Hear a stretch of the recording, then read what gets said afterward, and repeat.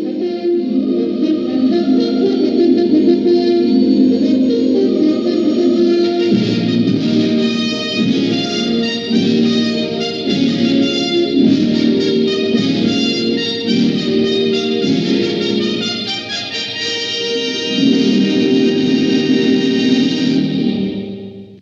vídeo de hoje, que é o primeiro do ano de 2021, ou 2001, caetaneamente falando, eu queria falar de Fellini, porque no final do ano passado, né, eu dei mais um curso sobre Fellini e com isso revi quase todos os longas dele. E a cada revisão de Fellini, alguns filmes despontam como muito melhores do que eu achava antes. Well, I really did not expect it. Or perhaps I did. Desta vez foram dois. Aconteceu isso com dois filmes.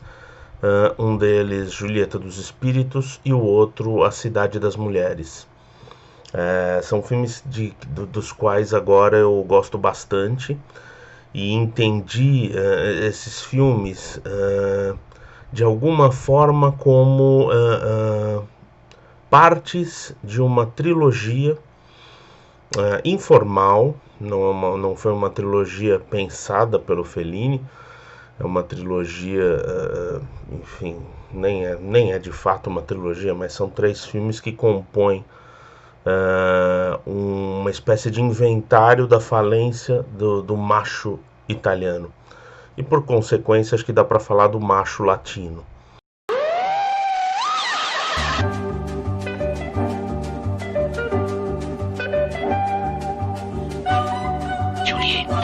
Com Julieta dos Espíritos, a gente tem a Julieta Massina às voltas com a necessidade de se separar de seu marido e de romper com essa relação que ela vinha arrastando por muito tempo, né?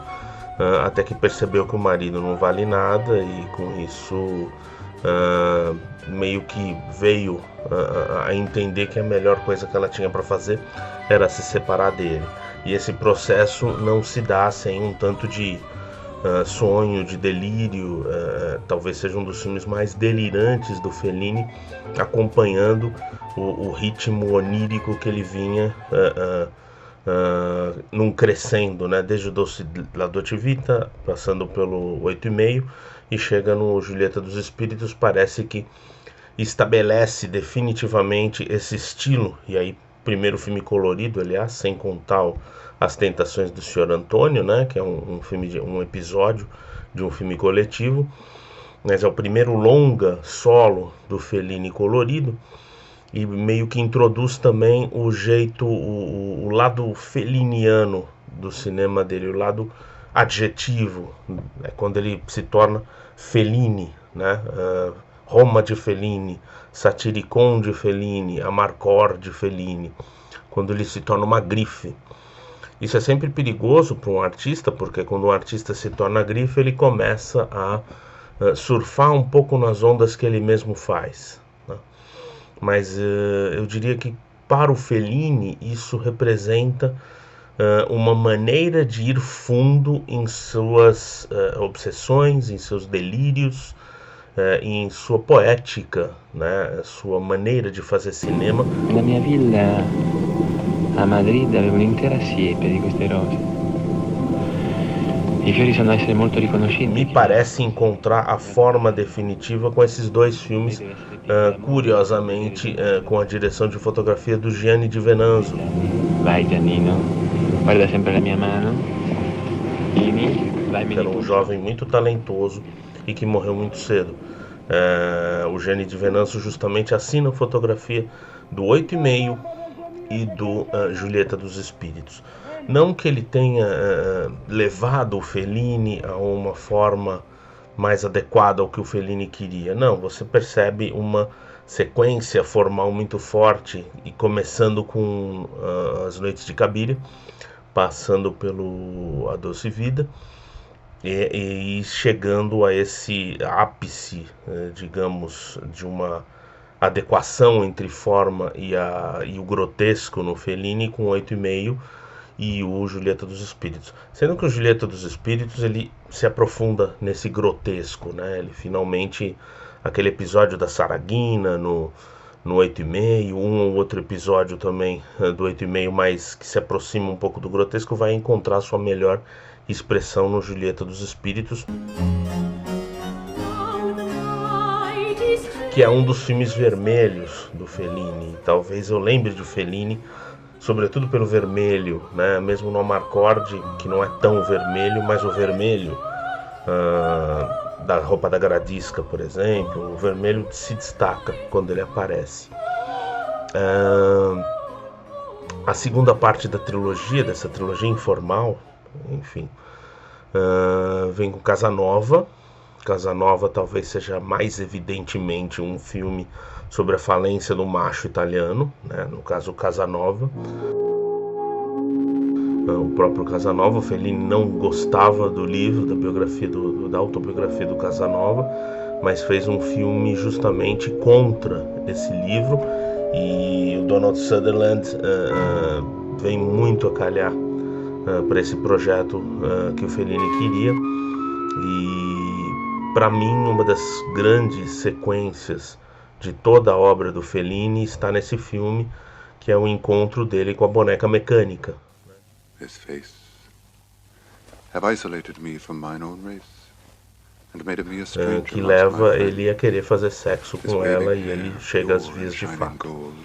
Essa sequência é muito impressionante, é muito tocante, né? E é talvez seja o filme mais triste do Fellini nesse aspecto, né? Mas porque você percebe uma decadência incrível, e mesmo que seja uma figura que mereça tal decadência pelo grotesco, pelo que ele representa, você perceber essa decadência é um tanto triste um pouco de ver, tá?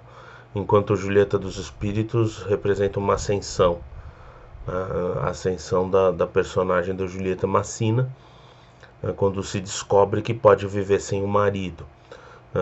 No Casanova não, ele descobre que ele é um simples coitado que transa mais por compulsão, e as transas no filme são extremamente mecânicas. Me parece até, o filme me parece uma sátira ao pornográfico, né, ao cinema pornográfico, que até então tinha atingido o mainstream justamente naquela época, nos anos 70, a partir de Garganta Profunda, O Diabo na Carne de Miss Jones.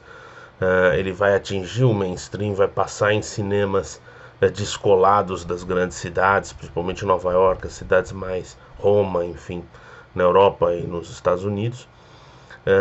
E me parece que o Fellini aí tá, isso vocês podem ver por todas as cenas de sexo do filme, um sexo totalmente artificial, né? Nunca chega perto do explícito, mas totalmente mecanizado, totalmente automatizado, até culminar com esse encontro com a boneca mecânica, que deixa muito claro o que ele queria falar ali no Casanova. E o filme que completa essa espécie de trilogia informal, aliás, é o Cidade das Mulheres.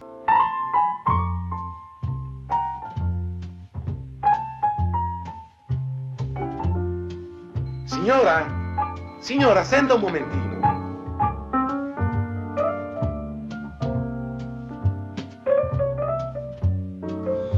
O Cidade das Mulheres, que segundo uma aluna me disse no curso, que eu achei brilhante a ideia dela, é como se aquela rebelião ensaiada no 8,5, mas que o Guido, personagem do Marcello Mastroianni, é um delírio dele, afinal, por isso que ele consegue de alguma forma conter a rebelião das mulheres, mas é como se aquela rebelião das mulheres fugisse ao controle, né, de um outro personagem, lembrando que é o Snaporaz, né, e no 8,5 ele fala de o velho Snaporaz, é meio que um apelido de guerra dele, pelo que me pareceu no 8,5, e no Cidade das Mulheres ele é o Snaporaz, então ele é aquele, o garanhão, o conquistador italiano que novamente está em crise pela arte do Fellini. E ali a rebelião das mulheres deu certo. Sorelle, attenzione. Un uomo, un maschio, s'aggira tra noi. Dobbiamo fermarlo.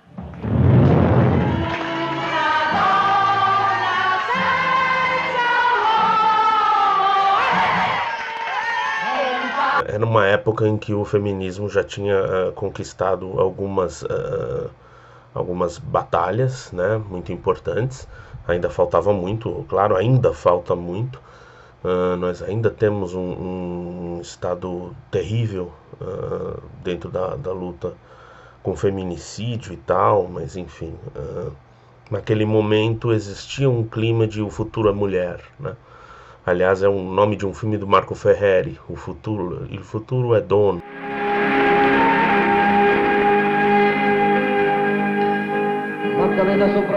Pernella Bucci, se eu não me engano, eu vi há muito tempo, então não posso não estar lembrando direito. Mas O Cidade das Mulheres me pareceu um filme muito rico do Fellini, e eu nunca, para falar a verdade, eu nunca gostei desse filme. Eu nunca entendi esse filme e eu achava até que ele era um tanto ofensivo às mulheres, e agora eu acho totalmente o contrário. Totalmente o contrário, eu acho que é o Fellini realmente se vingando do conquistador italiano, né? Do macho italiano, que ele parece que pensa só com as partes baixas, né? Claro, os meus preferidos continuam sendo Satyricon, Roma e o A Doce Vida, mas dois filmes se confirmaram lá no topo dessa escala. Aliás, o Noite de Gabilha também. Então três filmes se confirmaram como merecedores de um alto lugar no pódio do Fellini, ali junto com 8,5 também, que está ali disputando a quinta, sexta posição. Então é Satyricon, Roma e A Doce Vida. Depois eu diria que vem Ela na Vivá e Noite de Cabiria. E o Casanova se confirmando muito forte também. Então Casanova com 8,5, e aí entram esses dois que eu só deixo um pouco para baixo porque são descobertas ou redescobertas, né? São reavaliações recentes, que é o Julieta dos Espíritos com o Cidade das Mulheres. E é fato, eu não consegui rever de todos os longas dele, eu não revi os dois primeiros, né? O primeiro com Alberto Latuada e o Cheque Branco, ou O Abismo de um Sonho, e também não consegui rever o último, A Voz da Lua. Os outros todos eu consegui rever, e continuo achando Ginger e Fred um filme menor do Fellini, talvez o mais fraco, né, dos que ele fez, tirando Cidades e Luzes, lá, o com o Alberto Latuada, eu não lembro se o nome é esse. E acho Entrevista um filme bonito, mas um tanto fácil.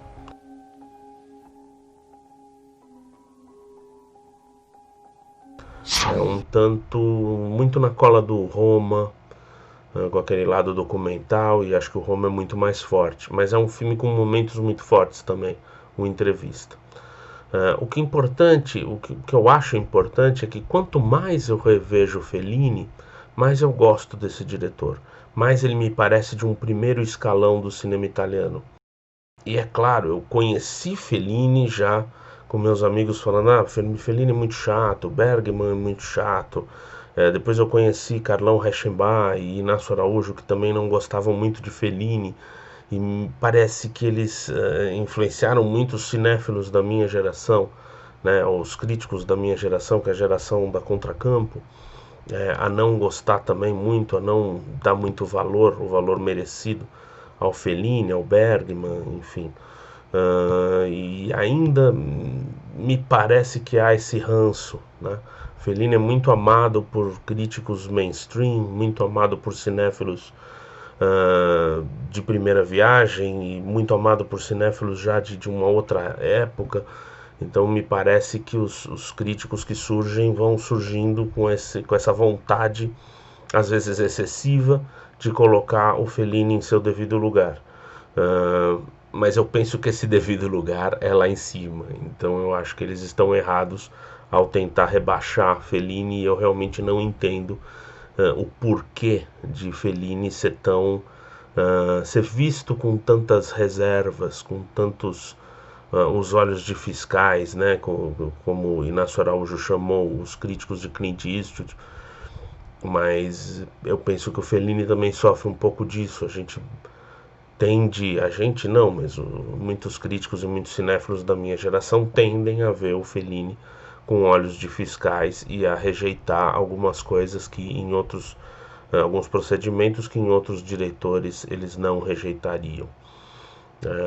Eu acho que por enquanto é isso. Eu queria mais destacar esses 3 filmes dessa trilogia informal da falência ou da decadência, melhor dizendo. São os filmes mais decadentes do Fellini nesse sentido, né?